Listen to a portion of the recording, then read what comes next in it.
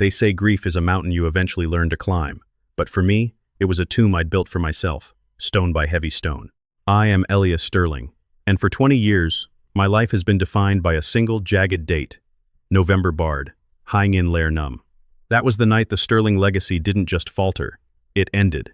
I stood in the pouring rain at Highgate Cemetery in Savannah, Georgia, watching as they lowered a mahogany casket into the red clay. Inside was Julian, my only son, a boy of 19, who had the world at his feet and my heart in his hands. I remember the sound of the dirt hitting the lid, a hollow, final thud that echoed in my soul for 2 decades. The world moved on, as it always does. The Sterling shipping empire continued to grow. My hair turned the color of Georgia slate, and the people who once whispered their condolences in the halls of our estate eventually stopped saying his name altogether. Even his mother, Eleanor, couldn't bear the weight of the silence I kept in Julian's bedroom. She left 3 years after the funeral, seeking a life that didn't smell like mothballs and preserved sorrow. She remarried a man named Silas Vane, a shark of a lawyer who had handled Julian's estate and built a new family in a glass house in Atlanta. But I stayed. I stayed in the echoes. Every Sunday, without fail, I drove my vintage Jaguar to that oak-shaded plot. I'd sit on a stone bench and talk to the grass, telling Julian about the business, about the way the tides were changing in the harbor, and about the crushing loneliness that comes with being the last of a line. I kept his cell phone active. It was a pathetic, expensive whim, paying a monthly bill for a number that lived in a dead boy's pocket, but I couldn't bring myself to let the digital ghost of him vanish. His contact name, Julian, mobile, sat at the top of my favorites, a silent monument in my pocket. I didn't know it yet, but that digital ghost was about to scream. It happened on a Tuesday, at exactly high, Bornmuibaya. Monsieur, the house was deathly silent, the kind of silence you only find in old money mansions where the walls are too thick to let the world in. My phone, resting on the mahogany nightstand, suddenly vibrated, its screen illuminating the dark room with a violent, white glare. I reached for it, expecting a late-night alert from the shipping docks in Charleston or a wrong number from a drunk traveler. But when I looked at the screen, the breath left my lungs so fast I felt my ribs ache. Julian, mobile. The caller ID was unmistakable.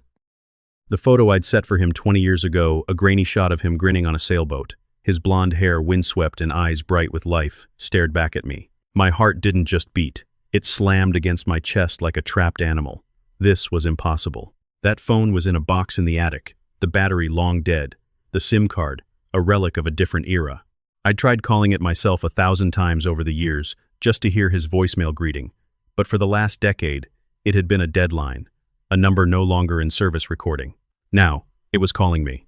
My fingers shook so violently I almost dropped the device. I stared at the green "Accept" button, my mind racing through every logical explanation. A glitch? A hacker? A cruel, calculated prank by one of Silas Vane's associates trying to rattle me before the upcoming board meeting. On the 5th ring, instinct took over. I swiped right and pressed the cold glass to my ear. I didn't say anything. I couldn't.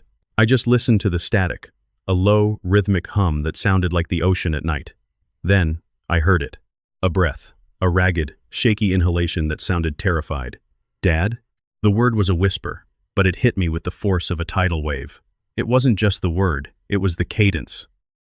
The slight lilt at the end, the way the DD softened it, was Julian. It was the voice of the boy I'd buried, the voice I'd replayed in my head every night for 7,000 days. It hadn't aged. It hadn't changed. It was the voice of a 19-year-old boy waking up from a nightmare. Julian? I choked out, my own voice sounding like breaking glass. Julian, is that? How is this possible? Dad? I don't know where I am, the voice said, escalating into a frantic, breathless panic. It's so dark, and everything smells like chemicals. I was driving, the truck, the lights. I remember the lights, Dad.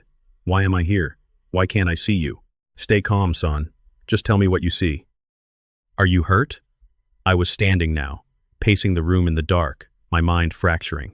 This couldn't be real, yet the emotional resonance of that voice was so profound that my body accepted it as truth before my brain could. I'm in a room, he whispered, and I could hear him shivering through the line. There are papers everywhere. I found a phone on a desk. Your number. It was the only one that stayed in my head. Dad, please. There are people outside the door. They're talking about the asset. They're saying the Sterling boy wasn't supposed to wake up. Dad, what did they do to me? Before I could answer, I heard a heavy thud on the other end of the line, the sound of a door being kicked open. There was a muffled shout, a scuffle, and then a voice that was cold, clinical, and utterly terrifying. Get the sedative. He's accessed the external line. Julian! Julian! I screamed into the phone, but the line went dead. I stared at the screen. The call had lasted 2 minutes and 14 seconds. I immediately hit redial, my heart a frantic drum in the silence of the Sterling estate. The number you have dialed is no longer in service. I tried again, and again. The same mechanical woman's voice, cold and indifferent, told me that the person I was trying to reach didn't exist. But he did. He was somewhere, scared and calling for his father, 20 years after I'd watched his casket disappear. I didn't wait for morning. I threw on a coat and grabbed my keys, driving through the deserted streets of Savannah toward the only place that could give me even a sliver of peace, the cemetery. I needed to see the dirt. I needed to see the stone. I needed to remind myself that I wasn't losing my mind. The iron gate and Kai gate were locked, but a Sterling always has a way inside. I climbed the fence, my fine wool coat catching on the spikes, and stumbled through the fog-heavy rows of graves until I reached the Sterling plot. The oak tree stood like a sentinel over Julian's grave. I knelt in the damp grass, my hands searching for the familiar carvings of the headstone. Julian Harrison Sterling, beloved son. But as my flashlight beam hit the base of the monument, I noticed something that made the blood freeze in my veins. The earth at the foot of the grave wasn't settled. There was a hairline fracture in the soil, a subtle shift in the grass that didn't match the surrounding plots. I pulled a small garden trowel I kept in my car for tending the flowers and began to dig. I wasn't thinking about the law or the sacrilege of what I was doing.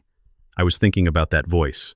I dug frantically, the red clay staining my hands, until I hit something hard about 6 inches down. It wasn't the casket that was much deeper. It was a small plastic container, the kind used for medical waste. With trembling fingers, I pried the lid open. Inside, wrapped in a piece of hospital gauze, was a silver signet ring, the Sterling family crest. I had placed that very ring on Julian's finger before they closed the lid in Hang In Lair Num. I remember the way it looked against his pale, cold skin. I remember the weight of it. I held the ring up to the flashlight. It was pristine. No dirt, no tarnish. But there was something else in the container. A small, laminated card that looked like an internal ID for a facility I'd never heard of. The Blackwood Institute for Advanced Recovery. Beneath the logo was a grainy black and white photo of a man who looked exactly like Julian, but older, thinner. His eyes were hollowed out, staring into the camera with a haunted intensity that broke my heart. And at the bottom of the card, in bold, black letters, were the words, "Property of the Vane State." My breath hitched. Silas Vane, the man who had married my ex-wife. The man who had helped me settle Julian's affairs. He hadn't just taken my wife, he had taken my son's death and turned it into a lie. I realized then that the funeral hadn't been an end, it had been a transaction. I stood up, the signet ring clutched in my fist, the metal biting into my palm. My son was alive, held captive by the man who had infiltrated my family like a parasite. But the most terrifying realization was yet to come. As I turned to leave the cemetery, my phone buzzed again. A text message from an unknown number. I opened it, and my knees hit the mud. It was a photo, taken from a distance, of me standing over the open grave at that very second. The caption read, "You shouldn't have started digging, Elias. Some things are better left buried. If you want to see him again, you'll go home and wait for the bell." I looked around the dark cemetery, the shadows of the monument stretching out like grasping fingers. I wasn't alone. I had never been alone. For 20 years, I had been mourning a ghost while the monsters were watching from the trees. What happened next changed everything. I didn't go home. I didn't wait for the bell. I realized that if Julian was the asset, then I was the only one who could devalue him. I had more money than God in a rage that had been fermenting in the dark for 2 decades.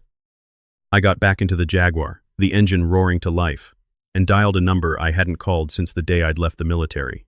A man named Jax Blackwood, a fixer who specialized in the kind of problems that didn't exist on paper.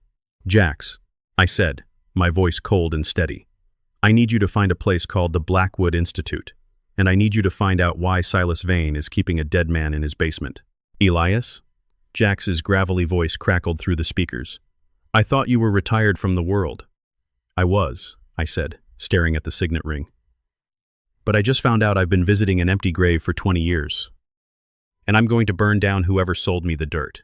I didn't know it yet, but the phone call was just the first move in a game that had started long before the accident. As I sped away from the cemetery, I saw a black SUV pull out from the shadows of the gate, its headlights remaining dark as it began to tail me. The hunt had begun, but they had forgotten one thing about the Sterling name. We don't just own the ships, we know how to sink them. The black SUV stuck to my bumper like a shadow in a nightmare as I tore through the fog-shrouded streets of Savannah. Every time I surged through a yellow light, it was right there, a pair of cold, mechanical eyes reflecting in my rearview mirror. I knew these streets, every cobblestone of River Street, every weeping willow in the squares. But tonight, the city I owned felt like a labyrinth designed to swallow me whole. My knuckles were white as I gripped the steering wheel of the Jaguar, the silver signet ring I'd just pulled from a grave rattling in the cup holder. It was a sound that shouldn't exist, metal on plastic, the sound of a miracle or a haunting. I didn't go to Jack Garrett's office. You don't lead a wolf to your only friend's door. Instead, I pulled a hard right onto a service road leading toward the Sterling shipping docks. It was a graveyard of rusted shipping containers and towering cranes that looked like prehistoric beasts in the mist. I killed my lights and coasted behind a stack of weathered steel boxes, my heart hammering a rhythm of pure, unadulterated adrenaline. The SUV roared past, the driver clearly expecting me to head for the highway.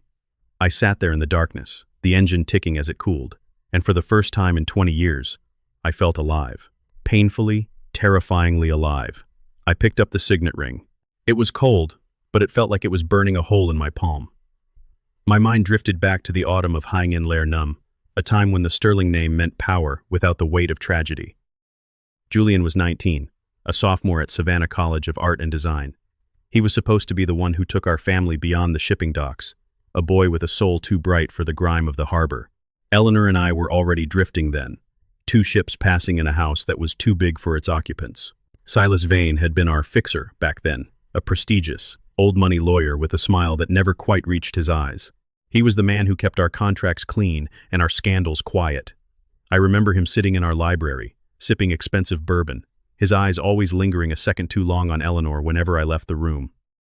I was too arrogant to see the vultures circling my life. I thought my wealth was a shield. I didn't know it was a target. The night of the accident, Julian had been driving my favorite car, a silver Mercedes he'd begged to take to a party on Tybee Island. I remember the last thing I said to him, "Don't let the salt air ruin the wax job."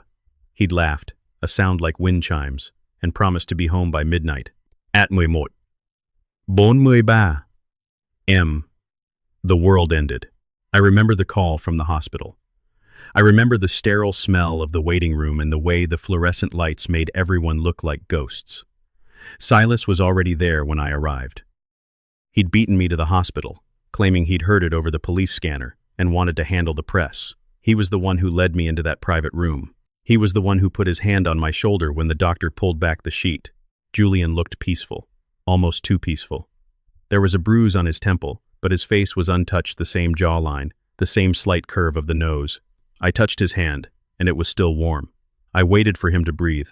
I waited for 2 hours, anchored to the floor, while Eleanor screamed in the hallway until they sedated her. Looking back now, through the lens of that high, born we by a phone call, I realized something that made my stomach turn. The room had been flooded with people I didn't know, staff who seemed more like security guards than nurses. And Silas. Silas had been the one to sign the release forms. He'd told me I was too distraught, that he'd handle the unpleasantries of the funeral arrangements. I'd handed him my son's death on a silver platter. The phone in my pocket buzzed, jolting me back to the present. It wasn't a call. It was a notification from my home security system. A motion sensor in the library. I pulled up the live feed on my phone. The screen flickered to life, showing the interior of my study. A man was standing there, his back to the camera. He was wearing a tailored suit that cost more than most people made in a year. He was casually leafing through a book on my shelf as if he owned the place. He turned around, and my blood turned to ice. It was Silas Vane. He looked older, his hair a distinguished silver, but that shark-like grin was exactly the same. He looked directly into the hidden camera, as if he knew I was watching from the docks. He held up a finger to his lips, a silent shh, and then pointed at the clock on the wall. It was nearly born. Honga. May. He reached into his pocket, pulled out a small device, and placed it on my mahogany desk. It was a digital timer, glowing red, counting down from 60 minutes. Then he walked out of frame. I didn't think. I shifted the Jaguar into gear and roared out from behind the containers. I didn't care about the SUV anymore. I didn't care about the law. I drove like a man possessed, the speedometer climbing toward Matrum MPF as I raced back toward the historic district. My son was calling me from the dead, and the man who had stolen my life was sitting in my house, counting down the seconds. I pulled into the driveway of the Sterling estate, the tires screeching against the gravel. The front door was wide open, the heavy oak swinging in the breeze. I burst inside, my hand reaching for the Cheen Mealy Met I kept in the hallway console. I took the stairs 2 at a time, my lungs burning, and slammed into the library. Silas was gone. The room was empty, the scent of his expensive cologne something woodsy and oppressive still hanging in the air. On my desk, the red timer was still ticking. Ba mui tam, mui hai, ba mui tam, mui mot. Beside the timer sat a single manila folder. It was old, the edges yellowed with age. I opened it, my hands trembling. Inside were Julian's original medical records from Hang In Lair Num, but they weren't the ones I'd seen. These were the intake notes from the paramedics. Patient, white male, approx. Mui Cheen years old. Found Numui yards from vehicle. Pulse weak but steady, no ID on person. And then, a second sheet, dated an hour later. Patient reclassified as Julian Sterling per Silas Vane, power of attorney. Transfer to private wing initiated. Standard protocols bypassed at request of family representative. I sat down in my leather chair, the weight of 20 years of lies crushing the breath out of me. Julian hadn't died in that crash. He'd been reclassified. He'd been moved to a private wing, hidden away while I was shown a body that must have been a surrogate some poor soul from the same accident, perhaps the John Doe the paramedic notes had originally described. I looked at the timer. Ba mui hai, bon mui lam. I grabbed the phone and called Jax Garrett. I'm at the house. I barked. Silas was here. He left a timer and the original medical files. Jax, he kept him. He's been keeping him for 20 years. Elias, listen to me. Jax's voice was urgent, cutting through my panic. I just ran the name on that ID card you found. The Blackwood Institute. It's not a hospital. It's a high-security offshore medical facility located on a private island off the coast of South Carolina. It's owned by a shell company called Vane Holdings. But there's something else. Something you're not going to like. Tell me, I said, staring at the ticking red numbers. The facility doesn't just house patients. It's a research center for dissociative identity preservation. They specialize in people with severe trauma, people the world thinks are dead. They use them for experimental treatments funded by some very dark money. And Elias? Eleanor's name is on the board of directors. The room felt like it was spinning. Eleanor, my wife, the woman who had wept at that empty casket. She hadn't just moved on. She had been a partner in the theft of our son. Was it for the money? The Sterling inheritance? Or was she just as much a victim of Silas as I was? I'm going there, I said. I'm going to that island. You can't, Jack said. It's a fortress. You go in there without a plan and you'll just be another asset they disappear. Wait for me. I'm 10 minutes out. I hung up, but I couldn't wait. The timer on my desk was at Haimui Tarm. Hung. I knew Silas. He didn't do anything without a reason. The timer wasn't just a threat. It was a deadline. I looked back at the folder. At the very bottom, tucked behind the medical reports, was a handwritten note. It wasn't Silas's elegant script. It was Eleanor's. Elias. I couldn't let him go. He was broken. The accident, it did something to his mind. He didn't know who we were. Silas promised he could fix him. He said if the world thought he was dead, we could protect him from the Sterling name. I thought I was saving him. But I haven't seen him in 10 years. Silas won't let me in anymore. If you're reading this, please. Find our boy before the final protocol begins. Final protocol. The words felt like a death sentence. I grabbed my keys and headed for the garage, but as I reached the door, I heard a sound from the floor above. A soft, rhythmic thumping. Thud, thud, thud. It was coming from Julian's room. I moved up the stairs, my heart in my throat. The door to his room had been locked for 20 years. I reached for the handle, my hand shaking. It was warm to the touch. I turned the key, the hinges groaning as the door swung open. The room was exactly as he'd left it. The posters, the unmade bed, the half-finished drawing on his desk. But in the center of the room, standing in the moonlight, was a person. It was a man. He was tall, gaunt, wearing a simple white medical gown. His back was to me. He was staring at a photo of the three of us on the nightstand.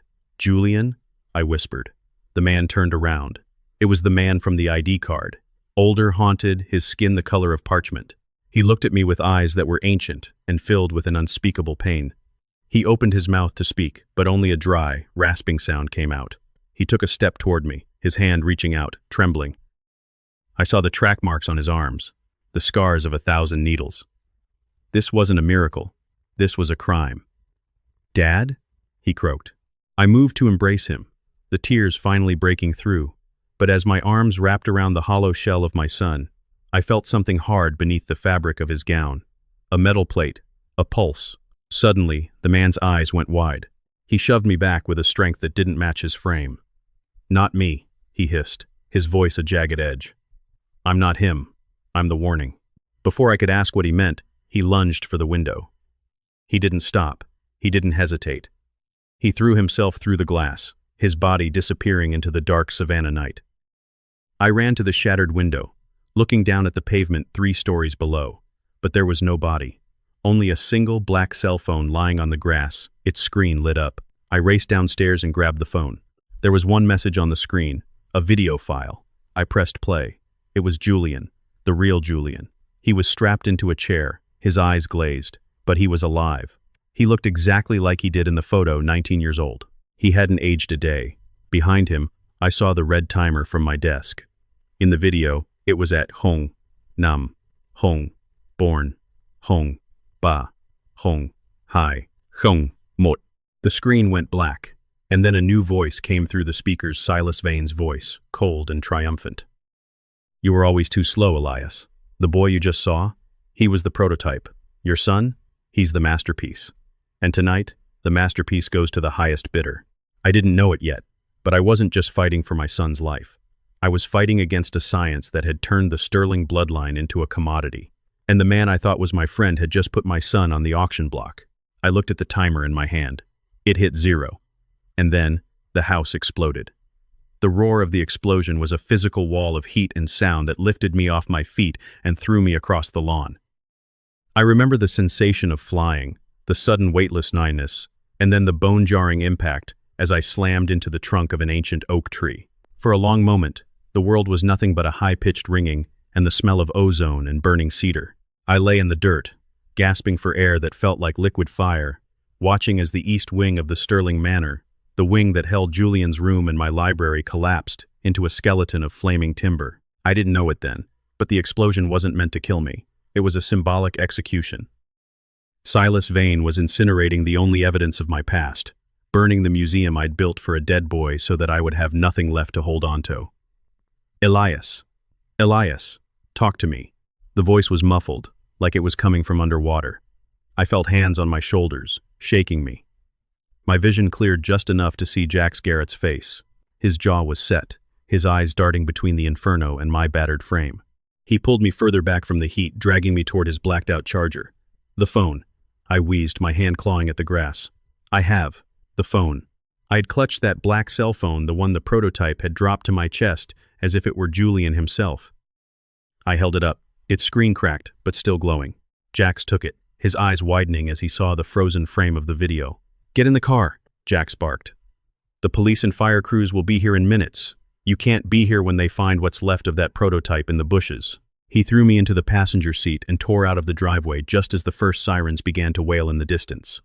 I looked back at the glowing embers of my life. 20 years of mourning, 5 generations of Sterling history, all turned to ash because I'd finally started asking the right questions.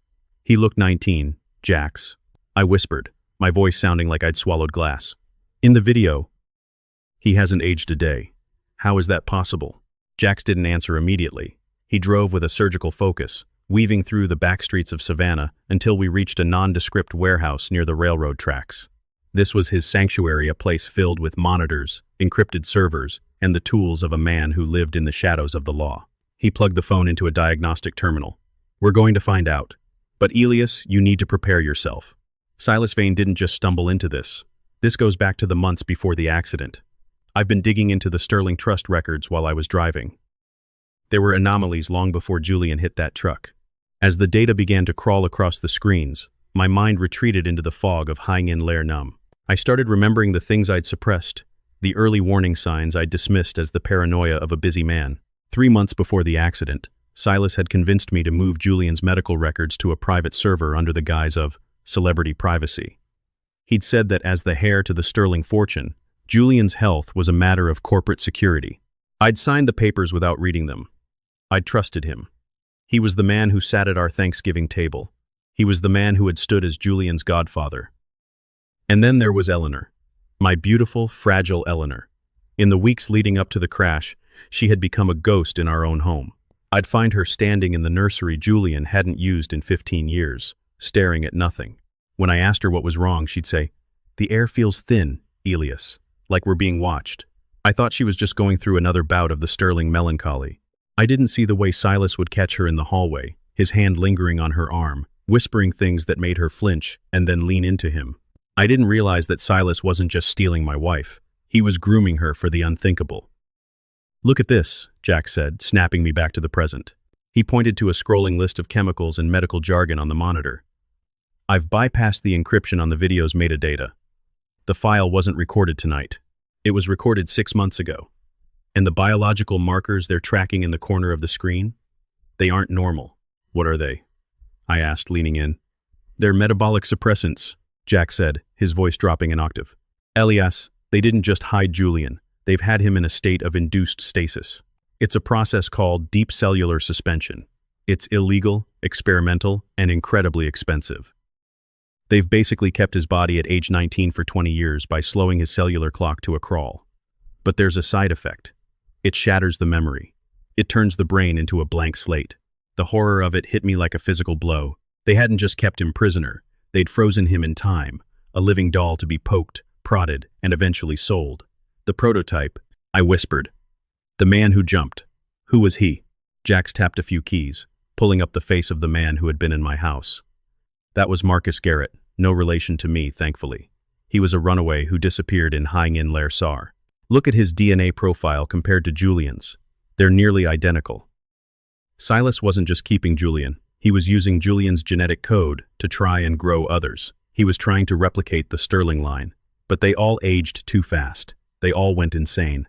Marcus was the only one who lasted this long. So Marcus was a decoy, I realized, the pieces of the puzzle clicking into place with a sickening thud. In case I ever got too close, Silas had a Julian ready to show me an older, broken version that I would accept as my son.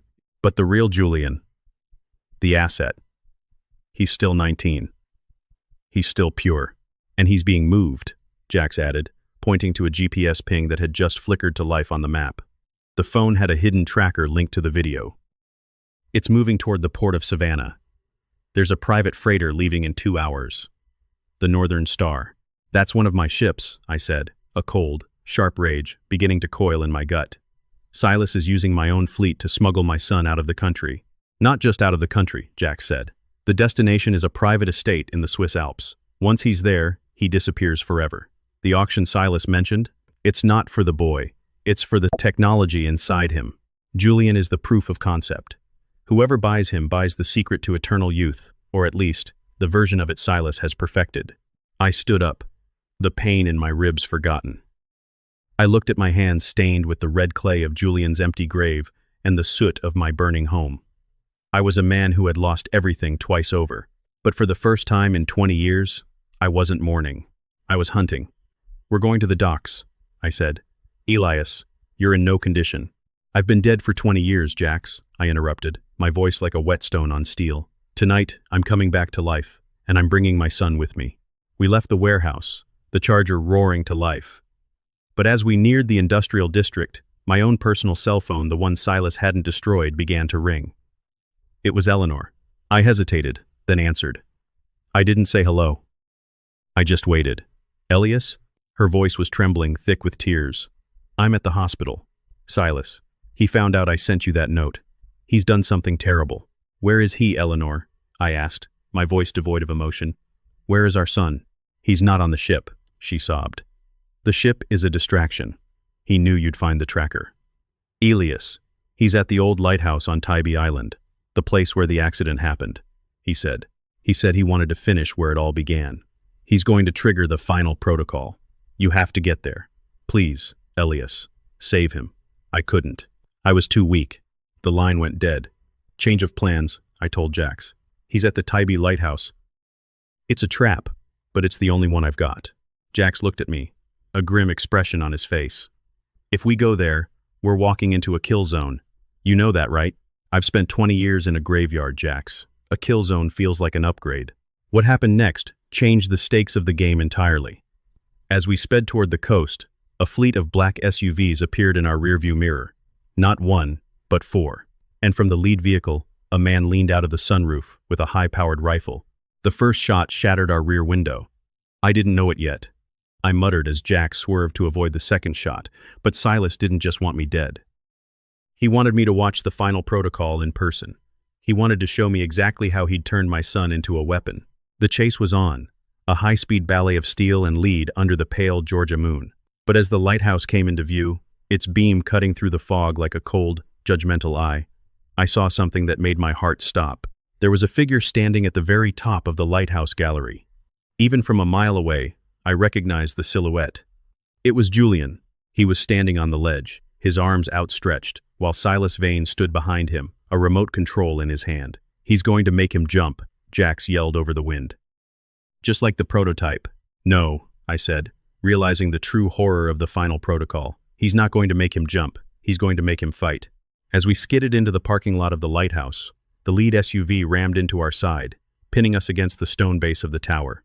The door ripped open, and Silas's voice boomed over the PA system of the lighthouse. Welcome home, Elias. You're just in time for the demonstration. Meet the new Julian Sterling.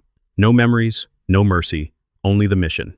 And then from the shadows of the lighthouse entrance, a young man stepped out. He looked exactly like the boy I'd buried. He was wearing tactical gear, a combat knife in his hand, and his eyes were glowing with a faint, artificial blue light. He didn't look at me like a father. He looked at me like a target. I stood in the shadow of the Tybee Island lighthouse, the salt spray stinging the raw cuts on my face. Before me stood the impossible. He was 19. He was vibrant. He was my son, Julian. But as he stepped into the rhythmic sweep of the lighthouse beam, I saw the truth. The boy I'd raised had warmth in his gaze. This creature had only the cold, mechanical glow of a predator. The faint blue light in his irises pulsed in time with the hum of the lighthouse machinery, a sign of the neuroimplants Silas had used to turn a grieving boy into a mindless soldier.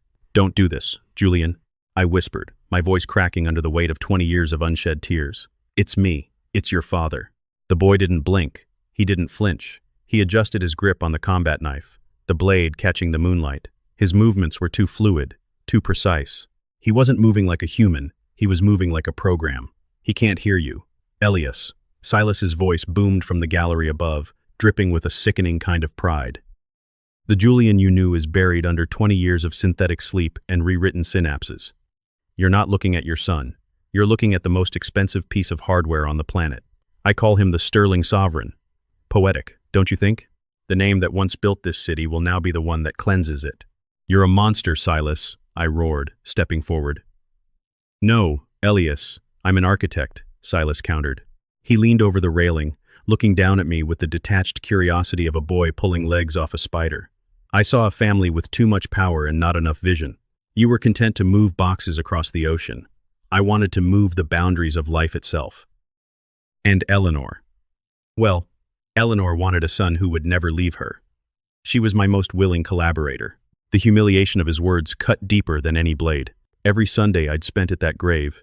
Every night I'd spent crying into a glass of scotch. Silas and Eleanor had been laughing in their glass house in Atlanta. They had turned my grief into their research and development budget. I looked at the boy at Julian and felt a wave of nausea.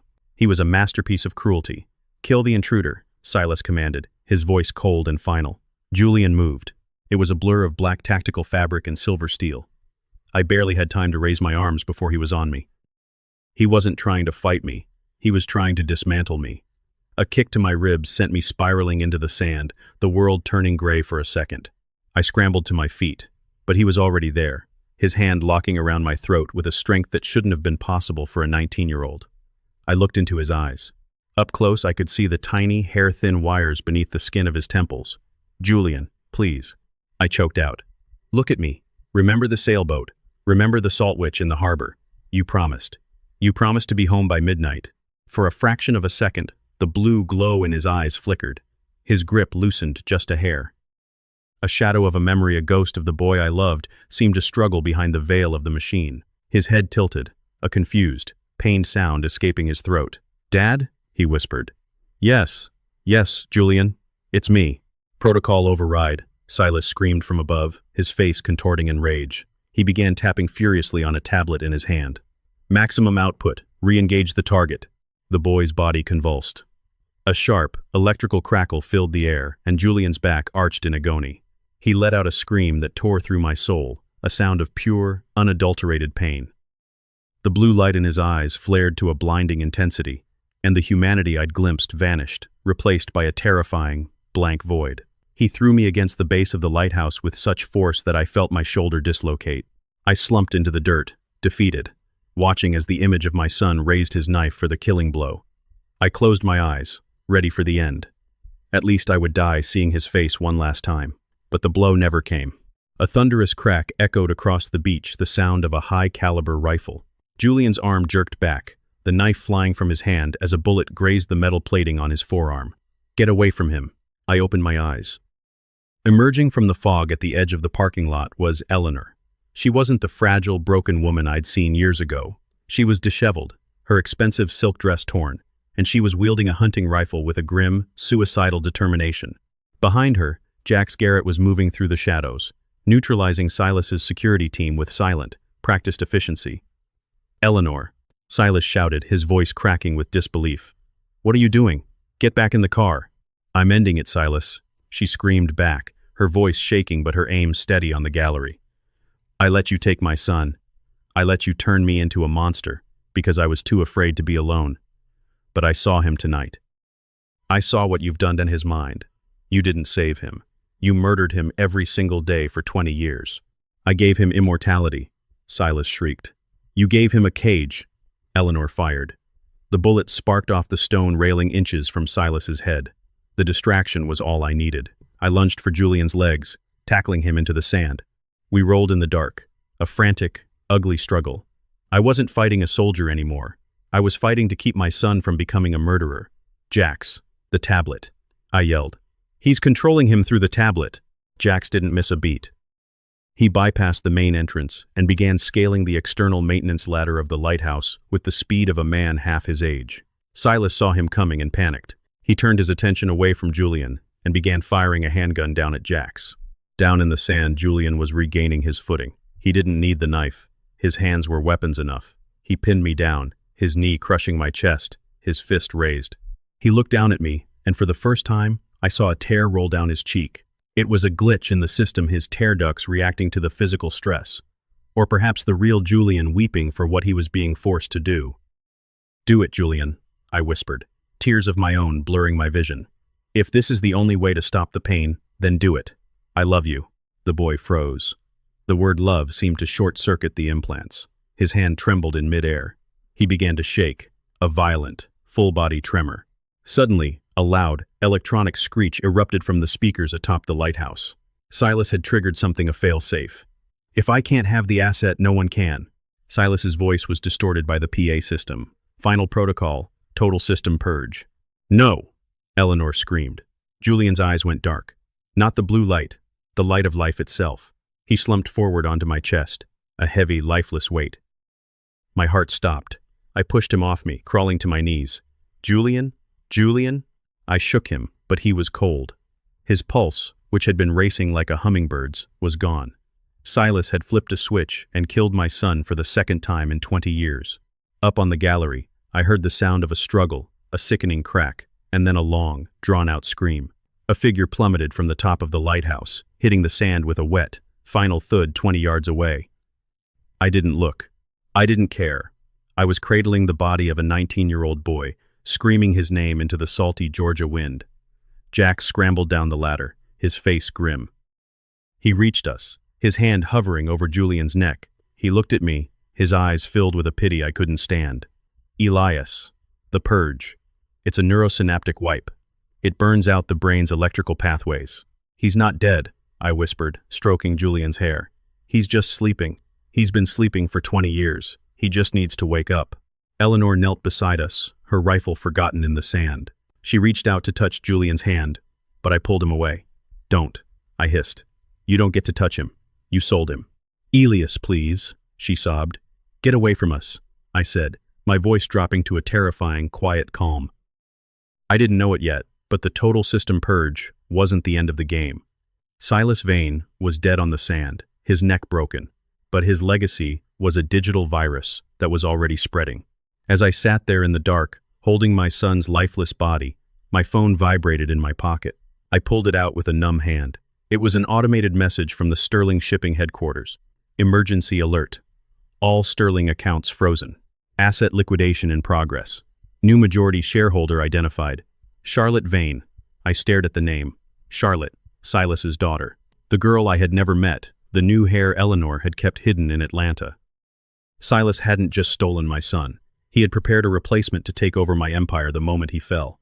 What happened next changed the very nature of my revenge. Julian's hand suddenly twitched in mine. A faint, rhythmic beep began to sound from the tactical vest he was wearing. I looked down. A small green light was flashing on his chest. Jax, I whispered.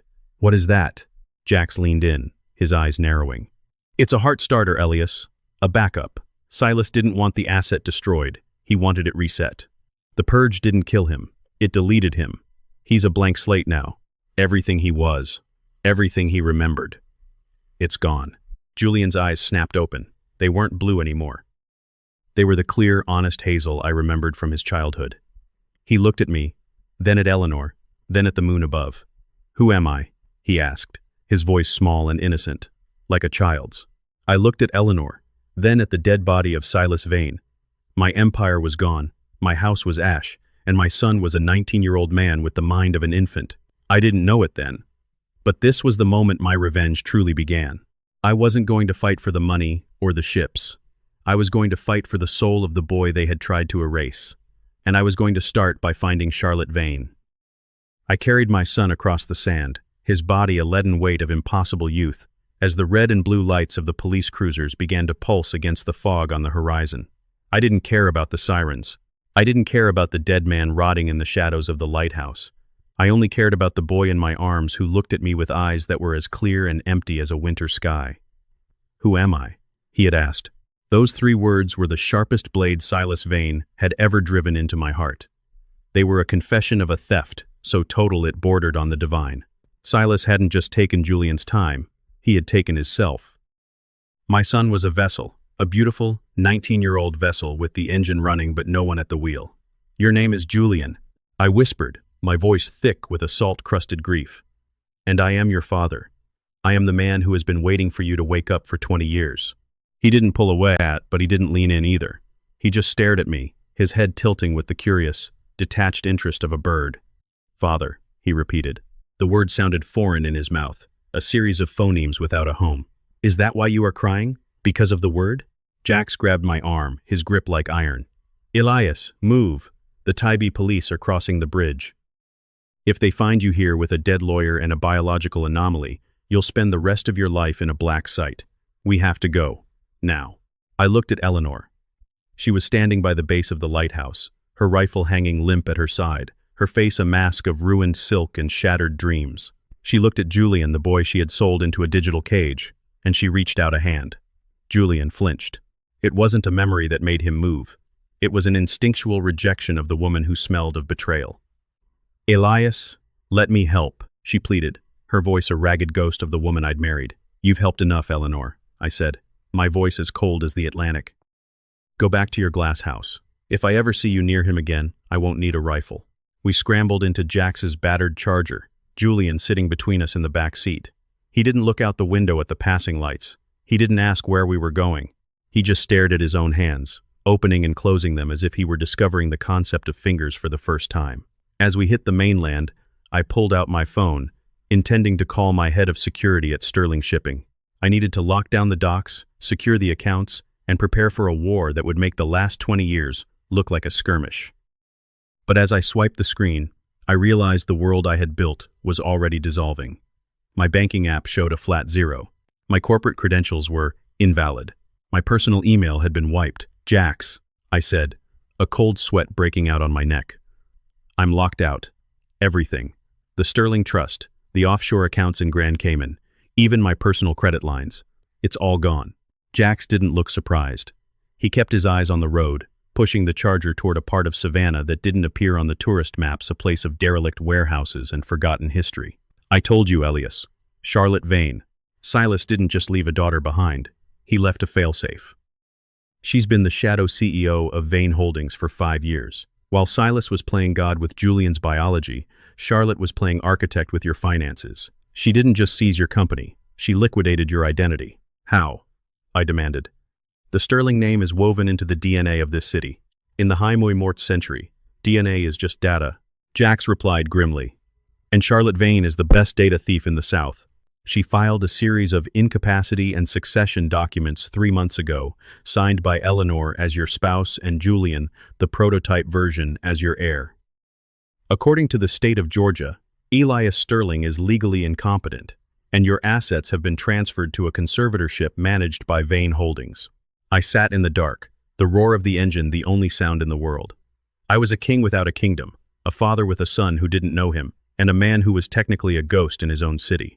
We were headed for the bottom. I could feel the gravity of it pulling at my boots. We arrived at a row house in the Starland district, a crumbling brick Victorian that looked like it was being held together by ivy and spite. Jax led us through a side door and down a flight of stairs into a basement that looked more like a high-tech bunker. There were servers humming in the corners, tactical gear hanging from the walls, and a medical suite that looked cleaner than the hospital Julian had died in. This is the only place left that isn't connected to the grid, Jax said, gesturing for Julian to sit on a cot. If they find us here, it's over. But for now, we're invisible. I turned to Julian.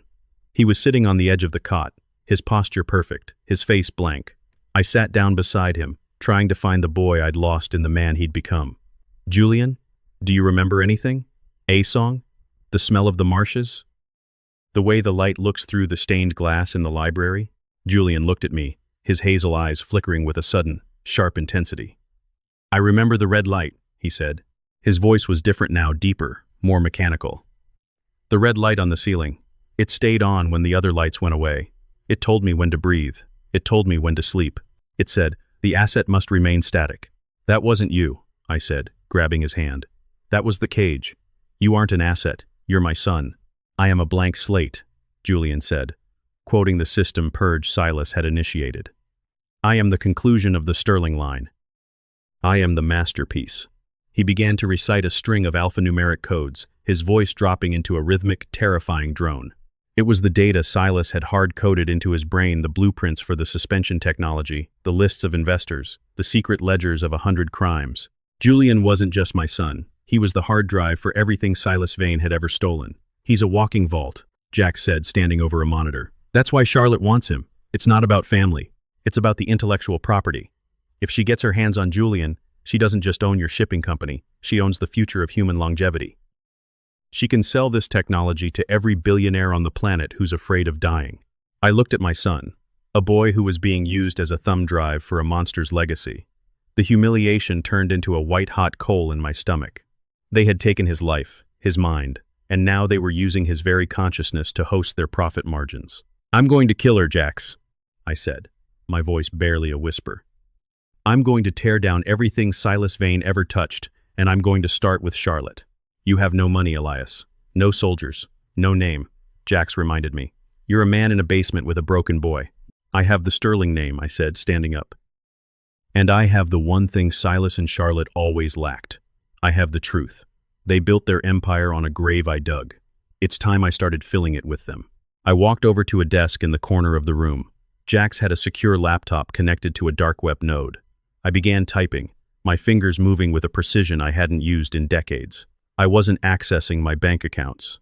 I was accessing the one thing Silas Vane could never liquidate, the shadow manifests of Sterling shipping. For 100 years, my family had moved things across the ocean that the world didn't want to see. We had moved gold for rebels, medicine for the forgotten, and secrets for the powerful. My father had kept a physical ledger hidden in a hollowed-out beam in the old wharf office. I had digitized it years ago, hiding it behind an encryption key that was based on the coordinates of Julian's favorite spot on the Tibby coast. I entered the key. The screen flickered, and then a list of names began to populate. These weren't my friends. These were the men and women who owed the Sterling family their lives, their fortunes, and their reputations. They were the silent partners of the savannah underworld, the people who lived in the cracks of the city's elite. "What are you doing?" Jax asked, leaning over my shoulder. "I'm calling in the debts," I said. Silas Vane played the long game, but I've been the bank for this city for 20 years. Every judge Silas bought, every cop he paid off, every politician he groomed, they all have a Sterling ghost in their closet. I'm going to wake them up. I sent out a single, encrypted message to 42 different addresses. The message was simple. The tide is out. The Sterling King is back. Choose your side before the morning fog lifts. Then, I turned to the medical monitors. Julian was still sitting on the cot, but his eyes were closed now. He was shivering. "Jax, look at his vitals." The heart rate was spiking. His brain activity was a chaotic storm of electrical pulses. The system purge wasn't just a deletion. It was an infection. Silas's failsafe was eating Julian from the inside out. "He's crashing," Jax said, rushing to the medical suite. "The biological stasis is failing. Without the server at the Blackwood Institute to regulate his implants, his body is trying to catch up on 20 years of aging in a matter of hours. Elias, his cells are literally burning themselves out." I watched in horror as a streak of gray appeared in Julian's blonde hair. A line of age formed at the corner of his eye. The miracle of his youth was melting away, replaced by the crushing weight of 2 decades of stolen time. "How do we stop it?" I screamed. "We don't," Jack said, his face pale. "Unless we get him back to the Blackwood Institute. They're the only ones with the anchor program. They have the server that can stabilize his neural pathways. The Institute is a fortress," I said. "And Charlotte Vane is currently holding court there." "Then I guess we're going to a party," Jack said, reaching for a crate of weapons. But as I prepared to move, a screen on the wall flickered to life. It wasn't an alert. It was a video call. The face that appeared was young, beautiful, and terrifyingly cold. She had Silas's sharp jaw and my son's hazel eyes. She was sitting in my library, in my chair, drinking from my favorite crystal glass. "Hello, Elias," Charlotte Vane said, her voice a smooth, elegant purr. "I see you've found the prototype, or is it the masterpiece? It's so hard to tell them apart when they're both so broken." "I'm coming for you, Charlotte," I said, my voice shaking with a rage that threatened to consume me. "Oh, I know you are," she laughed, a sound like ice cubes in a glass. "That's why I've already called the authorities. They're on their way to your little basement right now. Kidnapping, murder, corporate espionage, the list of charges against the late Elias Sterling is quite impressive. But I'll give you a choice. Bring me the asset. Bring me the boy. And I'll let you die quietly. I'll even give him a nice, comfortable room at the Institute. He can stay 19 forever." I looked at Julian, who was gasping for air, his skin beginning to pale, his youth leaking out of him like water through a sieve. I looked at the monitor showing the black SUVs turning onto the street above us. I didn't know it yet, but the rock bottom I'd hit wasn't the end. It was the foundation. "I'm not bringing you anything, Charlotte," I said, leaning into the camera. "I'm bringing the whole city to your front door. And when I'm done, the only thing left of the Vane name will be the stains on the pavement." I slammed the laptop shut. "Jax, the back exit," I ordered. "We're going to the docks. We're not running anymore. We're starting the fire." As we carried Julian out into the humid Georgia night, I saw a single, white flower sitting on the doorstep. A lily, Julian's favorite. I looked up and saw a shadow disappearing around the corner. It was Eleanor. She hadn't gone home. She had been watching, and in her hand, she had been carrying a small, silver thumb drive, the one thing Silas had kept in his private safe. "The hidden truth," I whispered. I didn't know it yet, but the revenge I was planning wasn't just about my son. It was about a secret Silas Vane had kept even from his own daughter. A secret that would either save Julian or destroy us all. What happened next changed the war into a massacre. The basement door didn't just open. It disintegrated under the force of a tactical breaching charge. Dust and pulverized wood filled the air, turning the room into a gray, choking tomb. Through the haze, the red laser dots of high-end rifles danced across the walls, searching for our hearts. "Move!" Jax roared, shoving me toward the heavy industrial freezer at the back of the room. It wasn't a freezer. It was a camouflaged entrance to the old Savannah sewer system, a network of tunnels built by rum runners and Sterling ancestors a century ago. I hauled Julian off the cot. He was heavier now, not because of weight, but because his body was thickening, his youthful softness giving way to the hard, angular lines of a man in his late 30s. His hair, once the color of a Georgia sunrise, was now a salt and pepper mess. He looked at me, and for the first time, I saw a flash of terror in his eyes that wasn't mechanical. It was the fear of a man who could feel his life leaking out of him through every pore. "Dad," he wheezed, his voice no longer 19. It was the voice of a man who had spent 40 years in the sun. "Everything. It's too fast. The walls are moving." "Stay with me, Julian," I hissed, dragging him into the damp, dark throat of the tunnel just as a hail of gunfire chewed the cot we had just vacated into splinters. Jack slammed the heavy steel door shut and engaged the manual deadbolts. He didn't waste time. He pulled a glow stick, snapped it, and the tunnel flooded with a sickly neon green light. We waded through ankle-deep water, the stench of decay and stagnant history filling our lungs. Above us, I could hear the muffled thuds of boots on the floorboards. Charlotte's hunters were in the house. "We have 3 miles of this until we hit the old wharf," Jax whispered, his breath hitching. "But Julian isn't going to make 3 miles at this rate, Elias. Look at him." I stopped and turned the glow stick toward my son. My heart didn't just break, it shattered. Julian was leaning against the slimy brick wall, gasping. His skin was wrinkling before my eyes, the collagen snapping under the strain of 20 years of compressed biological time. He looked like a man who had lived a hard life and was nearing the end of it. He was 30, 35, 40. I leaned him against me, my hands trembling as I felt the coarse texture of his aged skin. This was the rock bottom I had feared. I had found him, only to watch him wither away in a sewer. I was a king of ash, holding a dying echo of my legacy. "The drive," I whispered, remembering the silver thumb drive Eleanor had left on the doorstep. "Jax, I need to see what's on it, now." "In a sewer?" "Elias, we have to move. If there's a way to stop this, it's on that drive." I barked, my voice echoing off the curved walls. Eleanor wouldn't have brought it unless it was the antidote. She loved him, Jax. In her own twisted, cowardly way, she loved him. Jax cursed under his breath but pulled out a ruggedized tablet. He inserted the drive, his fingers flying across the screen to bypass the encryption. I hovered over him, watching the progress bar crawl with agonizing slowness while Julian slumped further into the dark. The screen flickered to life. A single folder appeared. Project Lazarus, Final Phase. Jax opened the first file. It wasn't a medical report. It was a video log, dated October High Ngin Lair Num, 1 month before the accident. The image was grainy, showing a younger Eleanor sitting in a sterile office. Her eyes were red, her face gaunt. She was talking to someone off camera, Silas Vane. "I can't do it, Silas," Eleanor said in the video, her voice a fragile thread. "He's our son. We can't use the Sterling bloodline for this. Elias will kill us if he finds out." "Elias doesn't need to know." Silas's voice came from the shadows, smooth and predatory. "The boy has the genetic marker, Eleanor, the same one that's eating your nervous system. He won't live to see 30. The accident. It's the only way to save him. We kill him, we put him in stasis, and we use the Sterling fortune to find the cure. We aren't hurting him. We're giving him a chance at a life that isn't cut short by your family's curse." I felt the air leave my body. "A curse?" I looked at Julian, then back at the screen. "But the stasis," Eleanor sobbed in the video. "If he ever wakes up, the temporal debt will be too high. He'll age 20 years in 20 hours.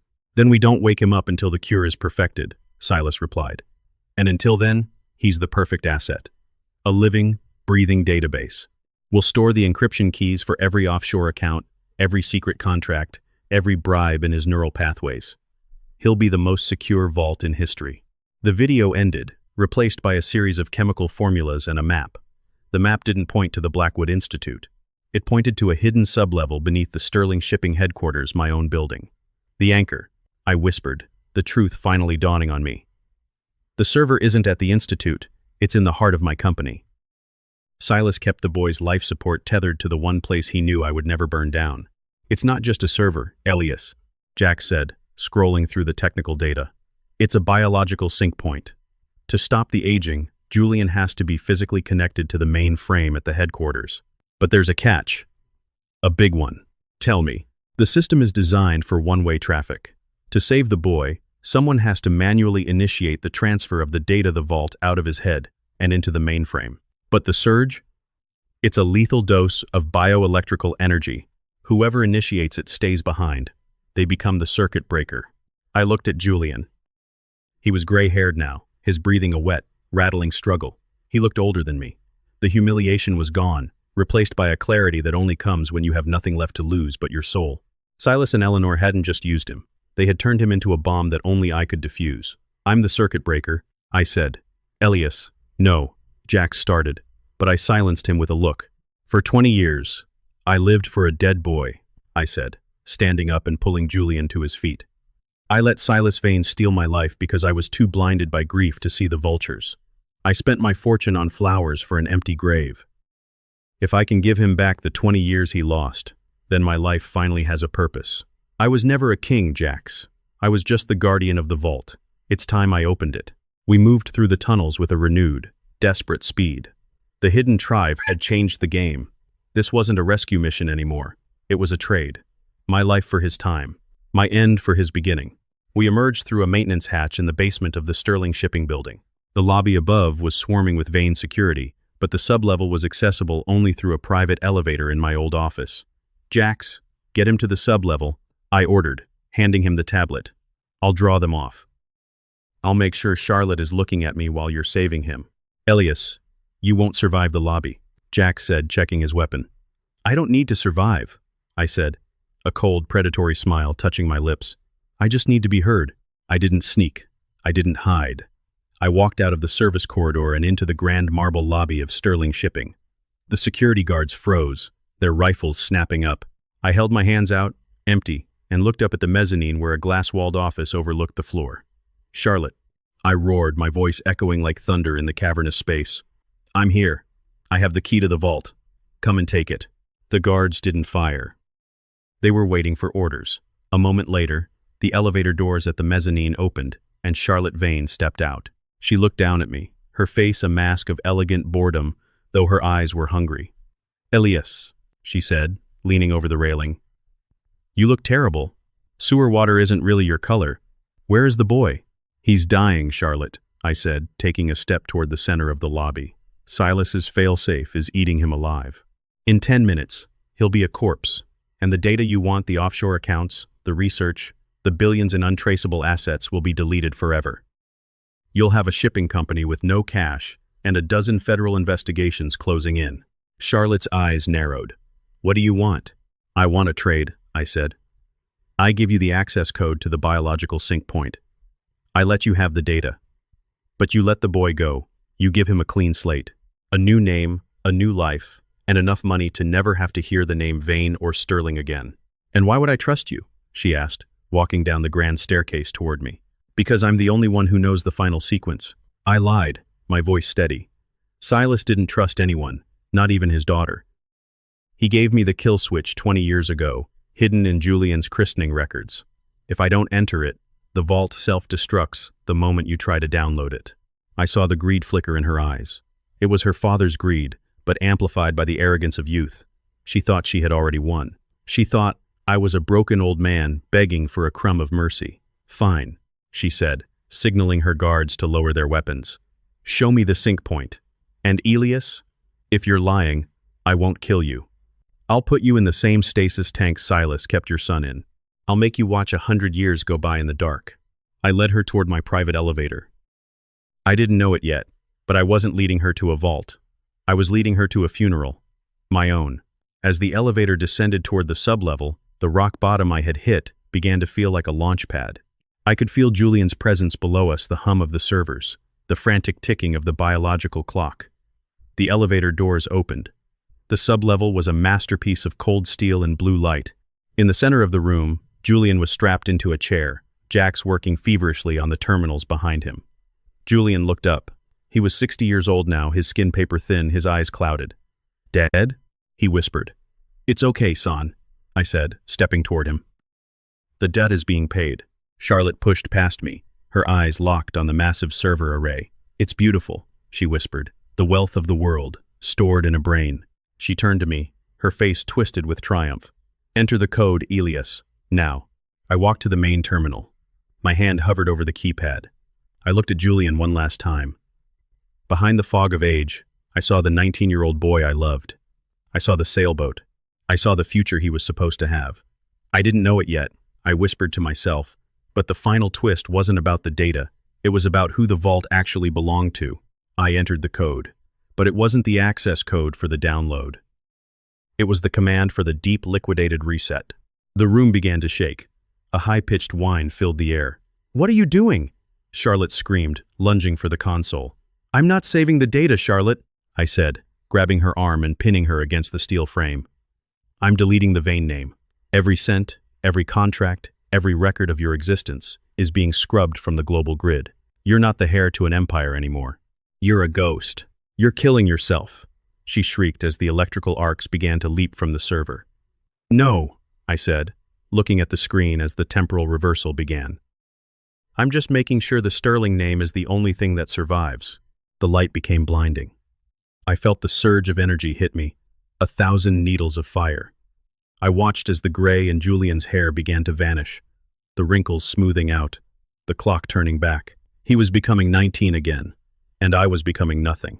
The last thing I saw before the world turned white was Charlotte Vane's face, frozen in a mask of pure, powerless terror. The world didn't end with a bang or a whimper. It ended with a hum, a high-frequency, bone-vibrating whine that felt like it was trying to pull the marrow right out of my skeleton. I stood there, my hand fused to the terminal by a tether of blue lightning, watching the digits on the screen fly backward like a clock losing its mind. I could feel my own heart stuttering, trying to match the rhythm of the machine. The deep liquidated reset wasn't just deleting files, it was a scorched earth protocol. It was the digital equivalent of salt on the earth.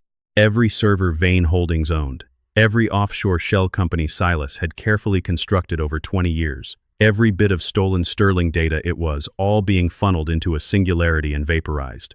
Beside me, Charlotte Vane was screaming. But in the roar of the sub-level's cooling fans and the electrical arcs, she sounded like she was miles away. She was clawing at my arm, her manicured nails drawing blood, but I felt nothing. I was a human conductor. I was the bridge between my son's life and the Vane family's extinction. "Stop it! You're destroying everything!" she shrieked, her face inches from mine. The mask of the sophisticated Harris had slipped, revealing the terrified, greedy child beneath. "I'm not destroying everything, Charlotte." I wheezed, the smell of ozone and singed wool filling my nose. "I'm just putting the Sterling name back where it belongs. In the shadows. Where you can't touch it." I looked over at Julian. The transformation was sickening and miraculous all at once. The deep, jagged lines of 60 years were smoothing out. The gray in his hair was being chased away by a flood of youthful blonde. His skin, which had been as fragile as parchment seconds ago, was regaining its elasticity, its glow. He was 19 again. He was the boy I'd buried. But he was screaming, to a silent, agonizing scream, as 20 years of stored data was ripped out of his neural pathways and fed into the reset. And then, the surge peaked. A shockwave of pure energy threw me backward. My hand finally tore away from the terminal, and I hit the cold concrete floor with a thud that should have killed me. For a moment, there was only blackness.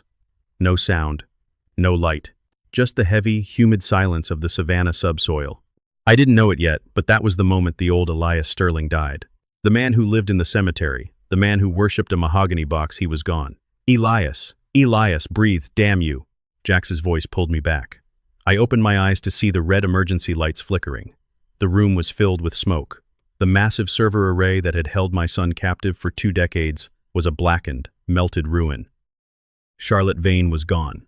The elevator was open, and the sounds of her panicked retreat echoed up the shaft. She had fled like a rat from a sinking ship, realizing she was now a woman with a famous name and a $0 bank account. I rolled onto my side, coughing up a mouthful of copper-tasting grit. Julian. Jax was already at the chair. He was cutting the restraints with a tactical knife. Julian slumped into his arms, limp and pale, but his chest was moving. He was breathing. "He's stable," Jax said, his voice unusually thick with emotion. "The clock stopped, Elias. He's 19. His vitals are normal." But what? I struggled to my feet, my muscles screaming in protest. "The vault is empty," Jax said, looking at the chaired console. "You didn't just delete Vane's money. You deleted everything. His memories, the data Silas stored, it's all gone. He's a blank slate, truly this time." I crawled over to my son. I took his hand. It was soft again, the skin of a young man. I looked at his face. He looked like he was sleeping. He looked exactly like he did on the night of the accident, before the world turned into a lie. "Good," I whispered, pressing his hand to my forehead.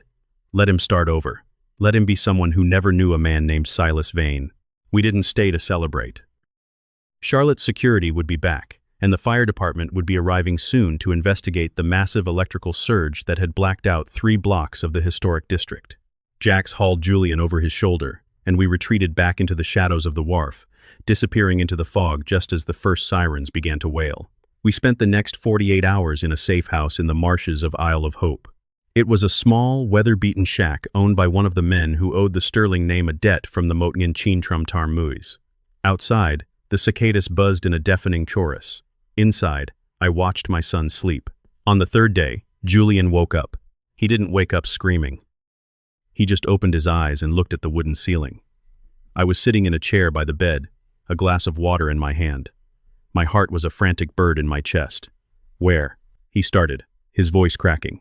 It was his 19-year-old voice, the voice of my son. "You're safe," I said, leaning forward. "You're in Georgia. You had an accident, Julian. A very long one." He looked at me. He frowned, his eyes searching my face. There was a spark of something there, not a memory perhaps, but a recognition of the soul. "You're the man from the lighthouse," he said slowly. The one who said he loved me." "I am," I said, my voice trembling. "Why do you look so tired?" he asked. I laughed, a broken, jagged sound. "Because I've been waiting for you to wake up for 20 years, son." He didn't say anything for a long time. He just watched the curtains flutter in the salt breeze. "I don't remember the lighthouse. I don't remember anything. It's like my head is full of white light. Is that normal?" "It is for a Sterling," I lied gently. "We've always been a bit forgetful." I spent that afternoon telling him a version of the truth, a version that didn't include stasis tanks or biological vaults. I told him he'd been in a coma. I told him his mother had moved on. I told him that I had lost the family business, but that we were going to be okay. I gave him a new name, Julian Harrison. I told him the Sterling name was a burden he didn't have to carry anymore. But while I was rebuilding my son, the world outside was tearing itself apart. Jax came in that evening, his face grim. He handed me a tablet. "You need to see this." The deep liquidated reset did more than you thought. The news was a chaotic storm of headlines. Van Holdings collapses overnight. FBI investigating massive money laundering scheme. Charlotte Vane missing. But it was the local news that caught my eye. A video from a bystander's cell phone showed Eleanor Sterling Eleanor Vane, standing on the steps of the Vane mansion in Atlanta. She was being handcuffed. She looked directly into the camera, and she didn't look sad. She looked relieved. "She turned herself in," Jax said. "But before she did something Silas never expected. She had a second thumb drive, alias, a physical backup she'd hidden in the one place Silas never looked." "Where?" I asked. "In the lining of Julian's old baby blanket, the one you kept in the attic." Jax tapped the screen, and a new document appeared. It was a scanned copy of a contract. It wasn't about shipping or biology. It was a life insurance policy. A policy Silas Vane had taken out on himself in Hynginlair Sar, naming the rightful heir of the Sterling estate as the sole beneficiary. But the rightful heir wasn't Julian, and it wasn't Charlotte. My breath hitched as I read the name on the bottom of the document. The name Silas had written in a moment of either extreme arrogance or a final, twisted bit of guilt. "The beneficiary is me," I whispered. "Not just you," Jax said. "Look at the secondary clause. In the event of a corporate collapse of Vane Holdings, the entirety of the Vane family's remaining physical assets, the real estate, the private islands, the patents revert to the Sterling Trust." Silas built a failsafe to protect his money if Charlotte ever failed. He tied the Vane fortune to the very name he tried to destroy. I sat back, the irony of it washing over me. Silas Vane had spent 20 years trying to replace me, but in his obsession with the Sterling legacy, he had ensured that I would be the one to inherit his ruins. I was a wealthy man again, but the money felt like ash. "I don't want it, Jax," I said. "Every cent of that money is stained with my son's blood. You don't have to keep it for yourself, Elias," Jax reminded me. "But you can use it to make sure nobody ever does this again." I looked at Julian, who was outside on the porch, staring at the marsh with a look of pure wonder. He didn't know he was a multimillionaire. He didn't know he was the survivor of a scientific atrocity. He was just a boy watching the herons. "I have a plan," I said, a new kind of coldness settling in my chest. "But first, I need to see Charlotte. I know where she went." I didn't tell Julian where I was going. I left him with Jax and drove back into the heart of Savannah. I didn't go to the docks or the manor. I went to Highgate Cemetery. It was near midnight when I arrived. The fog was so thick I could barely see the headstones. I walked to the Sterling plot, to the grave I had dug up just a few nights ago.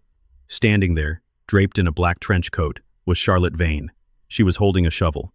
She was digging. "There's nothing down there, Charlotte," I said, my voice cutting through the mist. She spun around, her eyes wild, her hair matted with dirt. She looked like a ghoul. "You're lying," he told me. "Silas told me the real key was buried with the boy. The master key to the offshore accounts. He said if the digital reset ever happened, the physical key was in the casket." "He lied to you too," I said, walking closer. "Silas Vane didn't trust anyone, Charlotte, not even his masterpiece of a daughter. He knew that if you ever got desperate enough to dig up a grave, you'd already lost the game." "I'll kill you," she screamed, lunging at me with the shovel. I didn't move. I didn't have to. Two men stepped out of the shadows behind her, men from the Shadow Manifest. Men who had once been on my father's payroll and were now on mine. They grabbed her arms, pinning her easily. "What are you going to do with me?" she hissed, spitting at my feet. "Call the police? My mother is already in jail. I have nothing left to lose." "The police are too good for you, Charlotte," I said, leaning in so close she could see the lack of mercy in my eyes. "And I'm not going to kill you." That's what a Vane would do.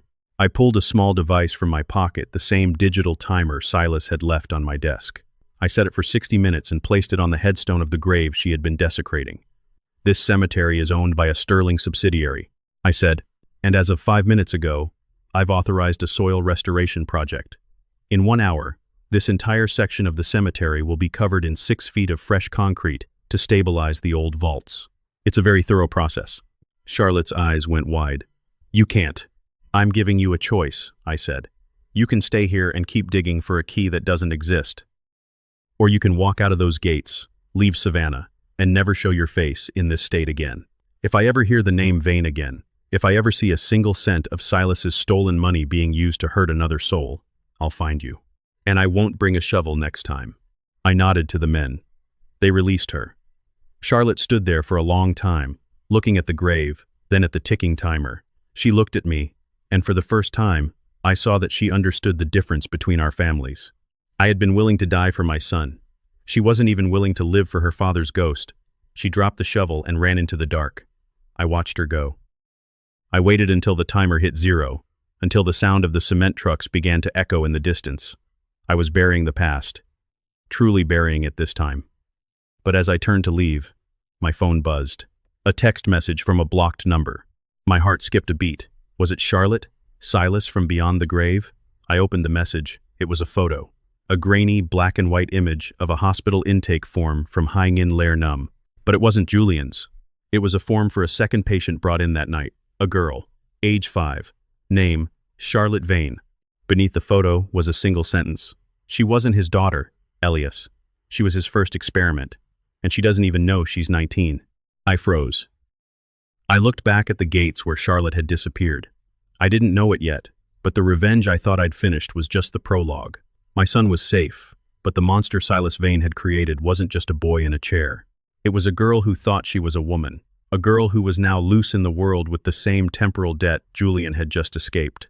The first few days with Julian were like teaching a ghost how to walk. He was a marvel of science and a tragedy of the soul. I watched him touch a blade of grass and marvel at the greenness of it. I watched him taste a peach and cry because the sweetness was too much for a mind that had lived on chemical drips for 2 decades. I realized then that my revenge wasn't finished. Revenge isn't just about killing your enemies. It's about cleaning up the mess they left behind. And the biggest mess Silas Vane left behind was Charlotte. I sat in the dark of the Isle of Hope shack, the glow of the tablet reflecting in my eyes. If that intake form Eleanor had provided was right, Charlotte wasn't Silas's daughter by blood. She was a Project Lazarus, subject from the very beginning, likely an orphan or a runaway he'd acquired when she was 5. Silas had raised a test subject as his own child, grooming her to be his successor so that even when he was gone, his work would continue. He hadn't loved her. He had merely maintained her. She was a prototype that didn't know she was a prototype. I called Jax into the room. "Where is she, Jax?" "Truly." Jax sighed, his eyes fixed on a tracking program. "She's at the old Vane hunting lodge in the Ogeechee River swamps. But Elias, the chatter on the dark web is frantic. The Vane servers are still bleeding out, and according to the logs I retrieved from the sublevel, Charlotte was receiving monthly biological tuning from the mainframe. Without it, Her temporal debt is going to collect. She's 19 biologically, but she's been in that state for 15 years. If she doesn't get a stabilizer in 24 hours, she'll be 70 before the sun sets. I stood up, grabbing my coat. I didn't feel the triumph I expected. I felt a cold, heavy weight in my stomach. Charlotte had tried to kill me, had tried to auction off my son, but she was just another victim of Silas Vane's God complex. She was a girl playing a woman's game, unaware that her life was tethered to a battery that had just run out. "Stay with Julian," I told Jax. "I'm going to finish this." The drive to the Ogeechee swamps was a journey through the bowels of Georgia's humidity. The lodge was a sprawling, dark-timbered structure rotting in the middle of a cypress grove. I didn't sneak in this time. I walked up the front steps and pushed the door open. It wasn't locked. The house smelled of expensive gin and fear. I found Charlotte in the library. It was a cruel irony she had retreated to a room filled with books she would never have time to read. She was slumped in a velvet chair, her back to me. When I walked around to face her, I stopped. She was already changing. Her skin was sallow, the youthful glow I'd seen at the shipping office replaced by the dull, dry texture of someone twice her age. Her hair was thinning, and her hands, clutched around a glass of amber liquid, were trembling with the onset of age-related tremors. She looked 30, 35. In the time it took me to walk across the room, she was losing years. "Did you come to watch?" she rasped. Her voice had lost its elegant purr. It was becoming a gravelly, brittle sound. "I came to tell you the truth," I said, sitting across from her. "The intake form, Charlotte. You weren't Silas's daughter. You were his first success. He didn't raise you. He experimented on you." She laughed, a harsh, coughing sound. "I figured it out an hour ago. I found the hidden files in the lodge's local server. I'm not even a Vane. I'm just Subject Zero. He told me I was special. He told me the world was mine to take because I was perfect." She looked at her trembling hands. "I'm not perfect, Elias. I'm a glitch. I have the data Eleanor saved," I said. I pulled out the silver thumb drive. "It's the formula for the chemical stabilizer. It won't keep you 19 forever, but it will stop the crash. It will allow you to age like a normal human being. You'll be 35, 40 maybe, but you'll have a life. You'll have a future." Charlotte looked at the drive, then at me. Her eyes, still hazel like Julian's, were filled with a desperate, terrified confusion. "Why? Why would you save me after everything I did?" "Because my son is alive," I said. "And because Silas Vane wanted us to be monsters. If I let you die here, he wins. If I give you a chance to be a person instead of an asset, then he dies forever." I placed the drive on the table between us.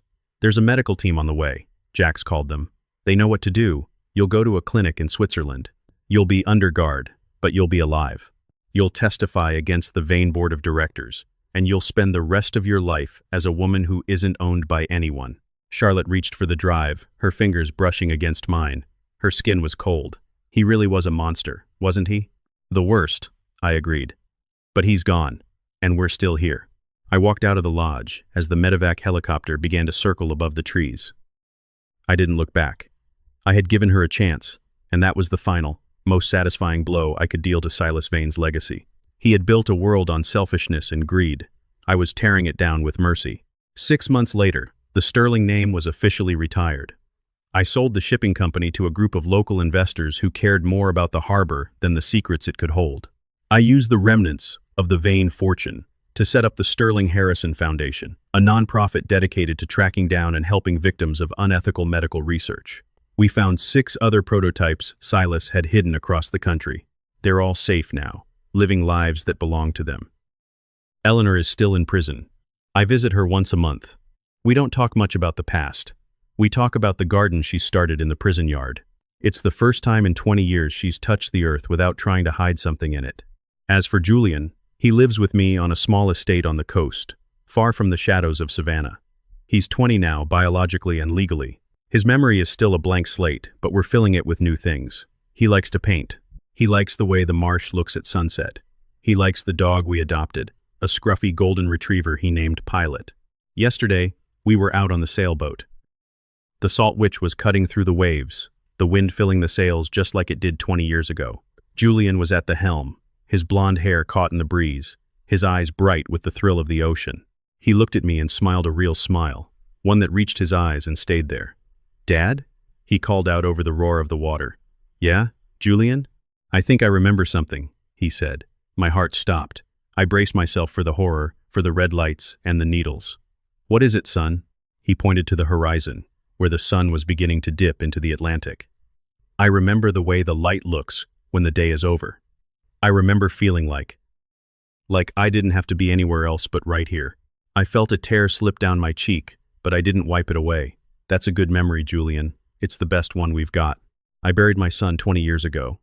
I stood at an empty grave for 2 decades, mourning a boy who was being used as a hard drive for a monster's greed. I lost my wife, my house, and my sanity.